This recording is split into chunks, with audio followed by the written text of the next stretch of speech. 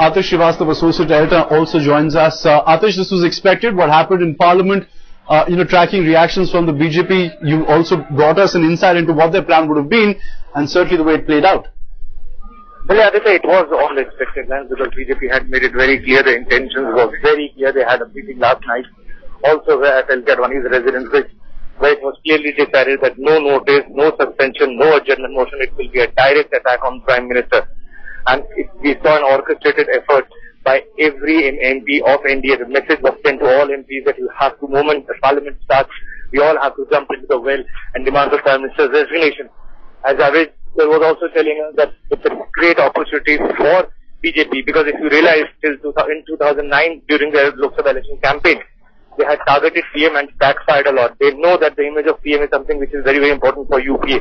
And during 2G scam as well, they wanted to target Prime Minister, but not directly. But in this case, he was the coal minister. PM is direct culpable, and they don't want to miss this opportunity. So I have my doubts if they'll allow Parliament to consist all day. Well, he was a coal minister, in fact, for 5 of the 8 years that the CAG report speaks about. Javed, but what is the government strategy going to be going forth from this point on? Clearly, one can see what the opposition intends to do. How can they counter the situation? Look, so they want to wait out. They have see out this period of probably this week. Potentiality of probably losing this week. But they will utilize this. The MPs have been briefed. In fact, the day the CAG report came, 40 senior Congress MPs were briefed on the details on how to counter this, how to present the government's point of view. Their spokespersons, their spin masters will go to town defending the Prime Minister and explaining their rationale. Because at the end of the day, this is a battle for public perception. And unlike on the 2G case, now it directly involves concerns the Prime Minister. And therefore, they will protest their innocence, protest the Prime Minister's innocence.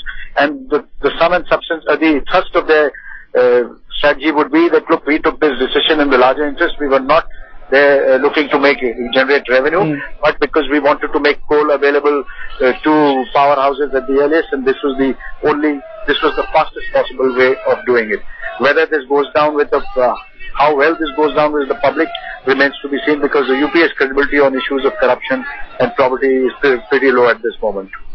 Absolutely, and others, Javed also made a very valid point about the politics of the entire situation, because he was also pointing out that the JPC perhaps will have to wait. Given this entire situation, we know this was a bone of contention within the NDA ranks, within the BJP ranks as well, whether or not to push for it. Clearly, the agenda has been spelled out. They're saying that for the moment, let's just go after the Prime Minister, let this go on at least for a day, perhaps 2 days, and then talk about the JPC if at all.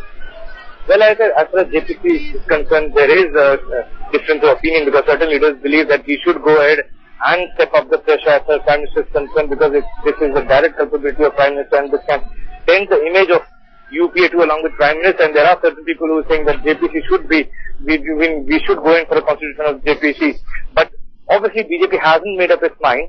But one thing is clear, the top of the agenda is hit at Prime Minister, because this is an opportunity which they've got after a long time. 2G sector scam also, they indirectly wanted to drag in Prime Minister, but that could not be possible. This is something which is direct, has been sent to them by CAG, and they don't want to lose an opportunity.